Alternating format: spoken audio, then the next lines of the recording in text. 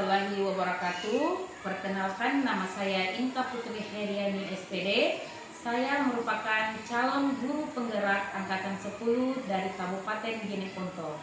Nah, kali ini saya akan melakukan atau mempraktikkan rangkaian supervisi akademik dalam pembelajaran dengan menggunakan paradigma berpikir coaching dan melakukan refleksi terhadap praktik supervisi akademik tersebut. Nah, kali ini saya akan ditemani oleh rekan saya dari UPT SDN 14 Arung Keke. Beliau ini bernama Nur Hamsa SPDI, bisa dipanggil Pak Hamsa. Nah, beliau ini adalah guru bidang studi PAI, pendidikan agama Islam. Nah, ya Pak, betul ya Pak? Nah, bagaimana kabarnya hari ini Pak? Kita bagaimana kabar kamu? Alhamdulillah baik juga Pak. Nah, kali ini Pak, saya akan menyampaikan terlebih dahulu kira-kira apa tujuan dari pelaksanaan supervisi akademik ini. Nah, tujuannya yaitu adalah untuk meningkatkan kualitas proses pembelajaran, yaitu antara lain dengan memberikan masukan, bimbingan, dan mengembangkan kemampuan dari Pak Hamsa. Jadi sehingga kompetensi Bapak semakin meningkat lagi dan dapat memberikan pembelajaran yang lebih bermakna, lebih bermanfaat untuk murid-murid kita. Namun pertama-tama kita akan melakukan pra-observasi ya Pak, sebagai bentuk persiapan dalam memberikan pembelajaran yang bermanfaat ya Pak untuk murid-murid. Nah, Pak Hamsa, supaya bisa lebih percaya diri ya Pak nanti dalam pelaksanaannya nanti pada saat saya masuk mengamati observasi. Jadi tujuan ini untuk observasi dulu. Nah, saya akan menanyakan beberapa pertanyaan ya Pak untuk praobservasi ini. Nah, yang pertama yaitu kira-kira kapan waktu, hari, dan pelaksanaan observasi di kelas? Insya Allah minggu depan saya akan mengajar di kelas 4 sesuai jadwalnya dia. Minggu depan itu saya akan mengajar bab 3, indahnya saling menghargai dalam keragaman, dengan submateri keragaman sebagai sunnatullah. Jadi ibu bisa ikut nanti pada kegiatan tersebut. Kelas berapa ya? Kelas 4. Kelas 4. Nah, kira-kira tujuan pembelajaran dari materi nanti itu apa Pak? Submaterinya kan keragaman sebagai sunnatullah. Jadi berdasarkan modul ajar yang sudah saya buat itu, tujuan pembelajarannya adalah siswa mampu mendeskripsikan keragaman sebagai sunnatullah. Jadi satu saja Bu. Bapak satu Pak, yang penting tercapai tujuan pembelajarannya. Nah, kira-kira area pengembangan yang hendak Bapak capai apa? Jadi area pengembangan yang ingin saya capai yang pertama itu adalah kemampuan sikapnya, baik itu sikap spiritual maupun sikap sosialnya. Jadi itu. Kemudian yang kedua, pengembangan pada area keterampilan. Jadi itu saja.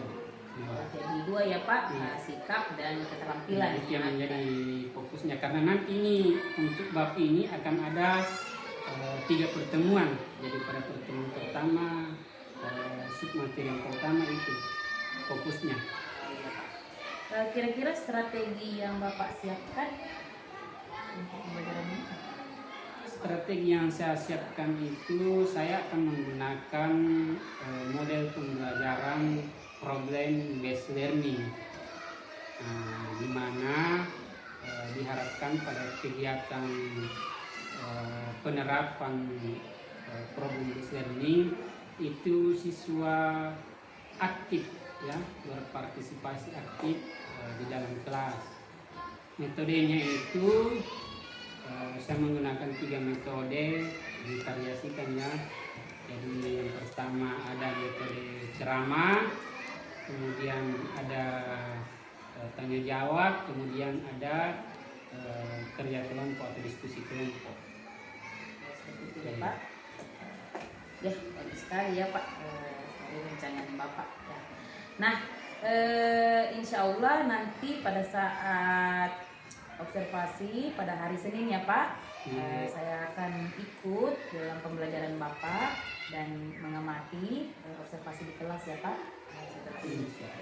Iya, semoga apa yang Bapak sampaikan ini dari tujuannya, area pengembangannya dan strategi-strategi yang Bapak paparkan tadi, semoga itu merupakan hal yang paling baik untuk murid kita nanti dan tercapai nanti pelaksanaannya dan tercapai juga maksud dan tujuan Bapak dalam pembelajaran ini. Mungkin seperti itu ya Pak. Iya. Ya mungkin itu saja percakapan kita pada hari ini Pak. Terima kasih atas waktunya. Saya ucapkan terima kasih Pak. Assalamualaikum warahmatullahi wabarakatuh. Waalaikumsalam warahmatullahi.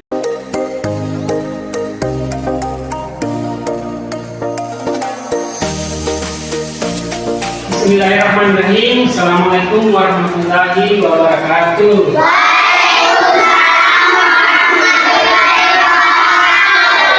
Apa kabar anak-anak sekalian?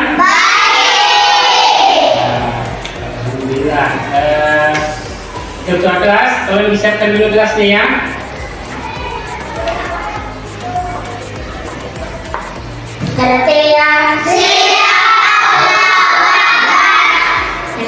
Salam kepada Pak Guru.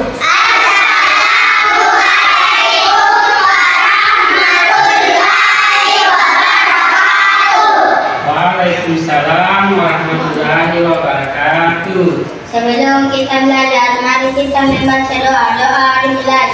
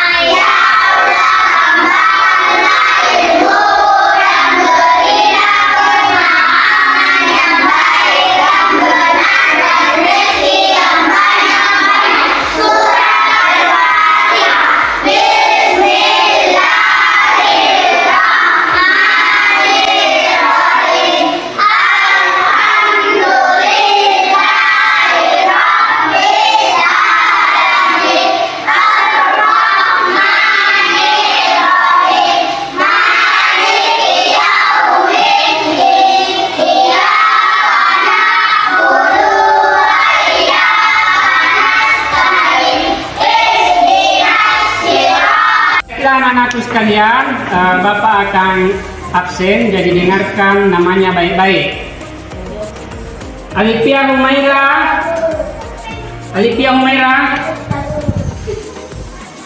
Angga Saputra, Anissa Akila, Ayatul Husna, Bahtiar,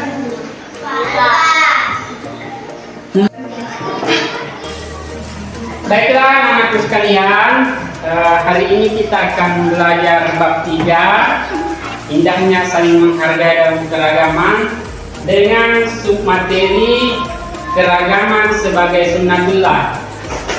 Jadi di pelajaran ini ada tujuan pembelajarannya ya. Jadi tujuan pembelajarannya itu adalah kalian mampu memahami dan menjelaskan arti keragaman sebagai sunnatullah ya. Jadi itu dipahami baik-baik ya. Perhatikan gambar 32 ya. Diperhatikan gambar yang ada di depan kalian, yang ada di layar. Jadi menurut anak-anak sekalian, kira-kira ini gambar apa ini? Ada yang bisa? Ya, betul, bakti sosial. Jadi di bakti sosial ini kira-kira menggambarkan keragaman atau tidak? Menggambarkan ya, karena ada di sini ada berbagai macam orang, ada yang pakai kerudung ya, perhatikan ini. Ada juga yang tidak pakai kerudung. Itu Ya, itu bersama-sama ya melakukan bakti sosial, jadi membagikan sembako kepada orang-orang yang membutuhkan. Selanjutnya coba kita perhatikan gambar 33 ya, 33. Di sini ada gambar keragaman agama, ada gambar keragaman suku, ada gambar keragaman bangsa. Jadi inilah yang dimaksud dengan keragaman sebagai natural. Jadi kita di Indonesia itu terdiri dari berbagai macam suku bangsa, terdiri dari berbagai macam agama. Ya. Di Indonesia ada 5 sampai 6 agama yang diakui. Ada Islam, ada Hindu, ada Buddha, ada Hindu dan Bapak ingin bertanya, pernahkah kalian bertemu dengan orang yang berbeda agama? Iya. Atau apakah pernah melihat di TV atau di mana saja? Lihat ya, misalnya. Pernah ya? Iya, Pak. Jadi memang Indonesia itu terdiri dari berbagai suku bangsa ya. Perbedaan ini terkadang menimbulkan berbagai masalah ya. Kalau tidak dikelola dengan baik. Kira-kira bagaimana bentuk masalah yang timbul akibat perbedaan itu? Untuk lebih jelasnya kita nonton videonya ya. Sebagai orang Indonesia, kita sering membanggakan betapa beragamnya negeri ini. Itulah juga kenapa kita harus menjaga kerukunan biar keragaman ini nggak bikin berantem. Sampai-sampai banyak yang melarang untuk membahas SARA. Apa sih SARA ini? Kenapa kasusnya bisa bertemu panjang dan bikin orang-orang? Pendeknya, SARA adalah singkatan dari 4 kata ini. Keempat hal tersebut amat beragam di Indonesia. Sayangnya, keragaman suku, agama, ras, dan antar golongan yang harusnya jadi kebanggaan Indonesia malah kadang dipakai buat saling menghina. Makanya saat bahas tentang SARA, orang bisa jadi sensitif. Padahal bahas SARA itu wajar-wajar aja dan malah penting buat kita bisa ngakuin dan terima perbedaan. Jadi, kenapa sih kita susah akur? Simpelnya banget, ada sebuah teori yang menjelaskan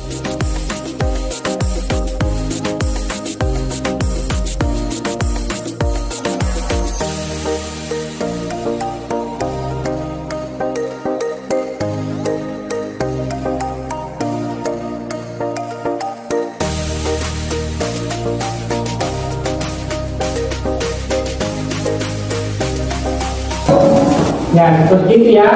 Kalau perbedaan itu tidak dikelola dengan baik, maka akan mengakibatkan terjadinya perpecahan. Jadi untuk dirinya perhatikan gambar ini ya. Jadi ini adalah gambar nyata yang pernah terjadi di beberapa daerah. Ini ada gambar ini, ada orang tua yang protes.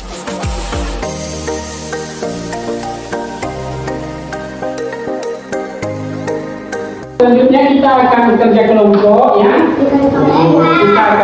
Bapak akan membagi dalam beberapa kelompok ya. Jadi di sini kelompok 1, kelompok 2, kelompok 3. Tadi ditukar-tukar dulu ya, Rahman sama Isam di sini. Sini, gantian.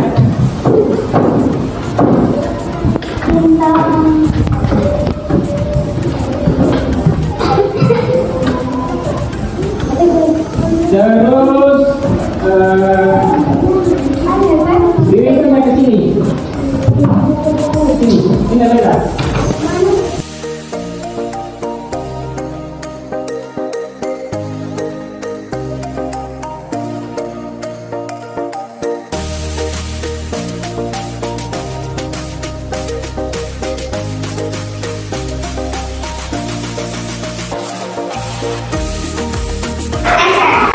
Jadi di sini kelompok 2? Kelompok 3? Jadi ini ada lembar kerja untuk kalian. Jadi ini dibagi berdasarkan kelompoknya kalian ya.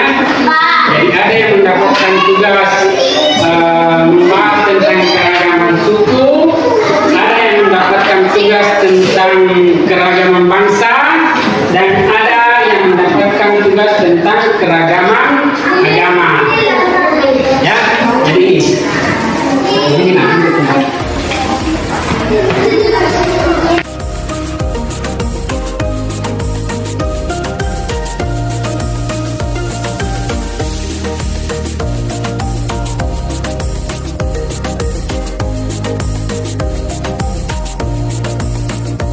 Ya, jadi anak-anak sekalian coba perhatikan ya, perhatikan semua ya.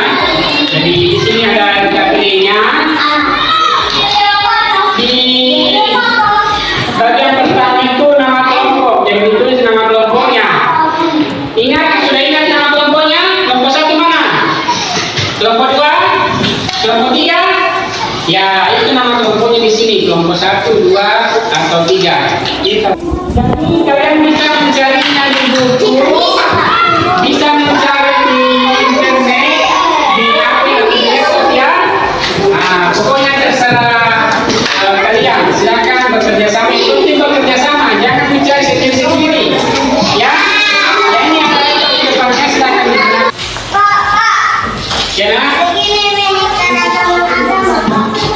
Ya, mana bahasanya?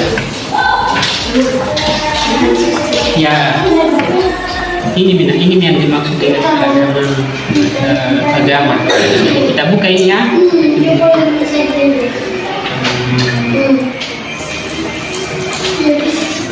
Mau bicara di sini, kira-kira yang mana yang masuk di tugasnya kalian? Ya, dicatat ya di lembar kerja ini kelompoknya.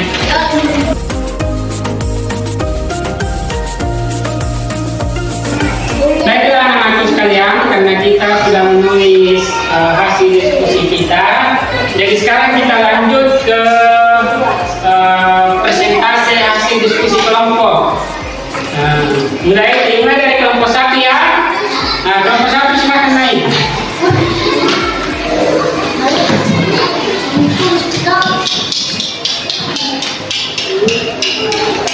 Assalamualaikum warahmatullahi wabarakatuh. Waalaikumsalam warahmatullahi wabarakatuh.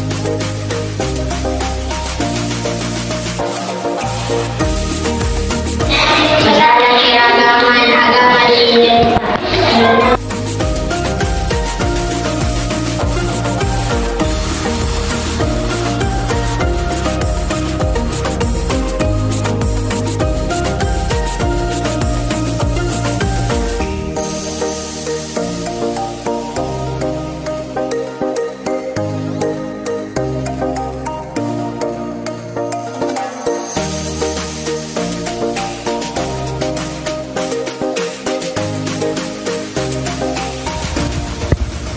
Baiklah anak-anak sekalian, itulah yang kita pelajari pada hari ini.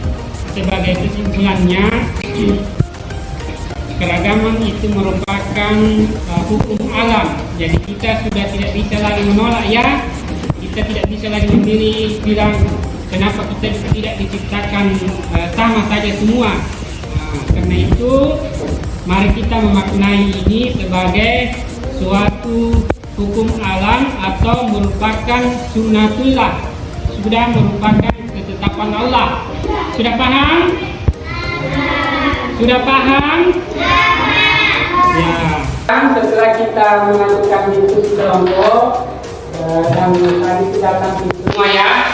Sekarang kita akan menyanyi. Siapa di sini yang suka menyanyi? Saya suka menyanyi ya. Jadi kita akan menyanyi lagunya Roma Irama.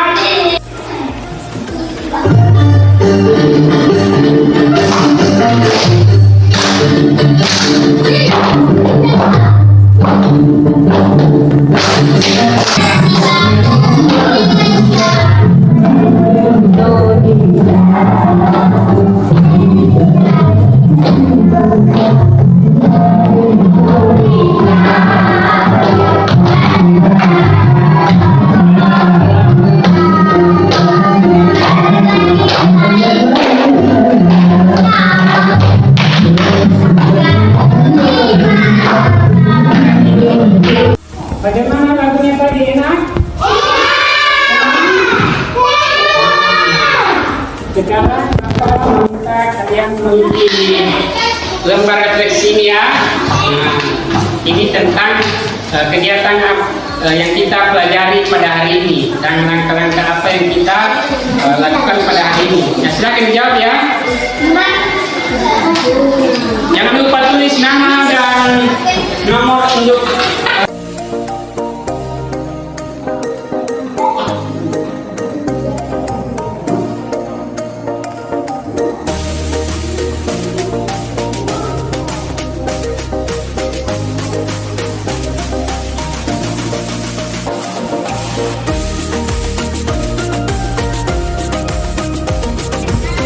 sudah paham? Selanjutnya Bapak mengingatkan pekan depan kita akan belajar tentang submateri yang kedua ya. Jadi submateri yang kedua itu ajaran kebaikan dalam Islam dan selain Islam. Jadi kalian bisa mencari-cari di internet, bisa mencari di Google, di YouTube seperti apa sih ajaran kebaikan dalam Islam dan selain Islam itu. Ya? Ya. Baiklah anak-anakku sekalian, mari kita menutup pelajaran ini dengan berdoa dipimpin oleh Akbar.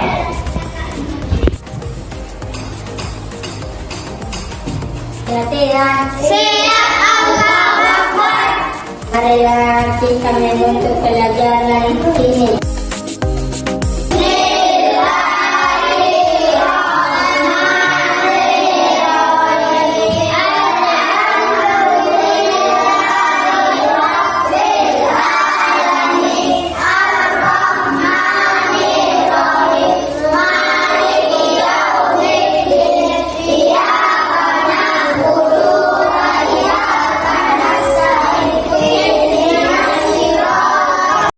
Assalamualaikum warahmatullahi wabarakatuh. Perkenalkan, nama saya Inka Putri Heriani.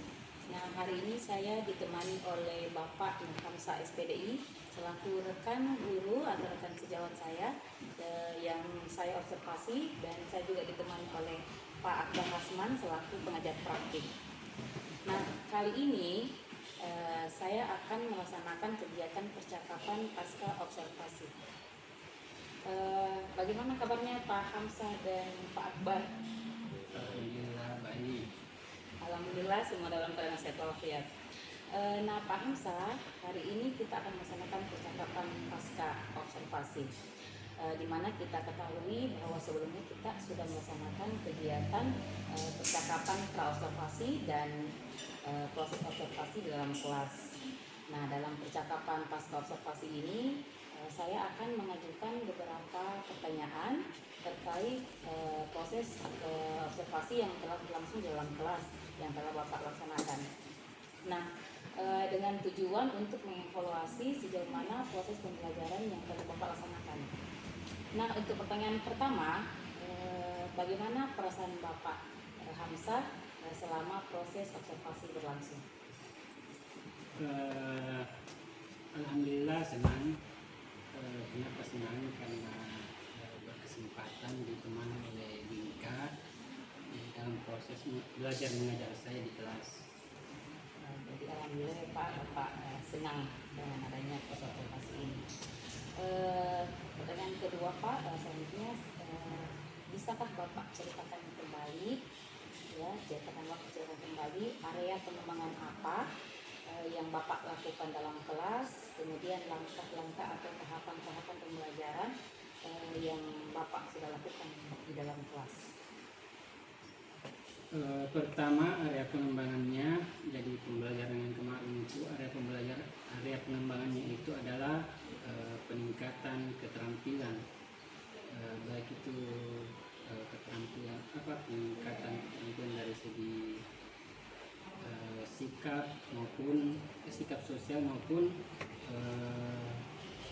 pengembangan keterampilan sikap spiritual itu. Jadi langkah-langkah atau tahapan pembelajaran yang Bapak Jadi lakukan. langkah-langkahnya itu pertama-tama saya menyampaikan tujuan pembelajarannya dulu seperti pada umumnya ya. Terus saya melakukan persepsi dengan menggunakan gambar 3.2 sesuai yang ada di buku panduan atau buku siswa. Kemudian saya memantik peserta didik dengan langkah pertama menampilkan dulu gambar 3.3. Kemudian saya menanyakan kepada peserta didik apakah mereka itu sudah pernah bertemu dengan orang-orang yang berbeda agama, suku, atau bangsa. Karena pada pelajaran itu kita akan belajar tentang keragaman sebagai sunnatullah dan subtema keragaman sebagai sunnatullah. Ya. Jadi area pengembangannya yaitu tadi keterampilan sosial. Maaf ya, maksudnya pengembangan sikap sosial dan sikap spiritual. Sikap sosial. Jadi dari yang Bapak sampaikan ini, area pengembangan Bapak sampaikannya, apakah menurut Bapak itu sudah berhasil atau belum? Jadi berdasarkan pencapaian kan ada rubrik yang saya buat sebelum saya melakukan pembelajaran itu. Jadi berdasarkan pencapaian baik selama proses pembelajaran maupun hasil dari diskusi kelompok itu, karena kan kemarin kerja kelompok ya, diskusi kelompok sudah lumayan karena pencapaiannya itu sudah lumayan tinggi, sudah bagus karena di atas 80 semua. Kalau bisa dipersenkan kira-kira berapa persen Pak? Ya kalau dipersenkan mungkin 85% gitu. Di dalam proses pembelajaran apakah ada hambatan atau kendala yang Bapak rasakan, yang Bapak hadapi? Dalam setiap pembelajaran pasti ada hambatan, ada kendala, jadi terutama pada penggunaan media. Kemarin kan saya menggunakan media audiovisual, saya menggunakan proyektor, saya menggunakan speaker. Biasa ada kendala-kendala teknis, yang dimana kendala-kendala teknis itu bisa menghambat jalannya proses pembelajaran. Misalnya karena kemarin saya menggunakan video YouTube, jaringan tiba-tiba delay, atau misalnya LCD proyektornya itu tiba-tiba tidak fokus sehingga gambar ataupun video yang saya tampilkan itu buram, jadi siswa tidak bisa melihat secara fokus. Jadi hambatan-hambatannya seperti itu. Jadi dari apa yang terjadi, dari hambatan yang Bapak hadapi, kira-kira apa rencana Bapak untuk menindaklanjuti hal tersebut? Dari semua hambatan itu mungkin kita sebagai guru harus masuk ke kelas jauh lebih awal ya dari peserta didik kita, supaya kita bisa misalnya kalau kendala seperti yang saya alami kemarin itu, saya bisa menyetel terlebih dahulu media pembelajaran yang saya gunakan itu. Kalau untuk pembelajarannya, rencana kedepannya? Ya, terkait dengan pembelajarannya itu ada beberapa sih yang saya evaluasi itu terkait mungkin dengan pengaturan waktu, kan kemarin itu saya tidak terlalu atur waktunya sehingga ada beberapa kegiatan yang harus terlewatkan, padahal itu ada di modul yang saya rancang atau yang saya buat itu. Jadi mungkin itu untuk kedepannya saya harus mampu mengatur waktu sebaik mungkin supaya proses pembelajaran itu bisa berjalan lancar. Alhamdulillah, mungkin rencananya semoga rencana kedepannya bisa berjalan dengan lebih baik ya pada saat pembelajaran selanjutnya ya Pak. Jadi saya tunggu kabar baiknya, apakah ke depannya nanti bisa diantisipasi atau ditindaklanjuti atas rencana Bapak tadi yang sampaikan. Jadi hasil observasi kita ini akan dicatat dalam forum pasca observasi ya Pak. Bisa ditandatangan mungkin Pak. Mungkinnya.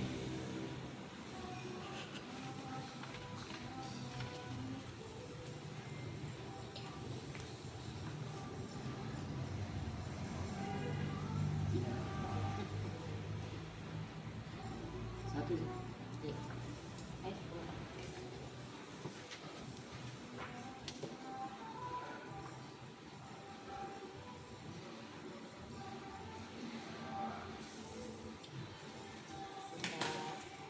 Nah, sebagai pertanyaan penutup untuk kegiatan pasca observasi ini, kira-kira apa menurut Bapak apa yang bisa Bapak dapatkan selama proses observasi ini?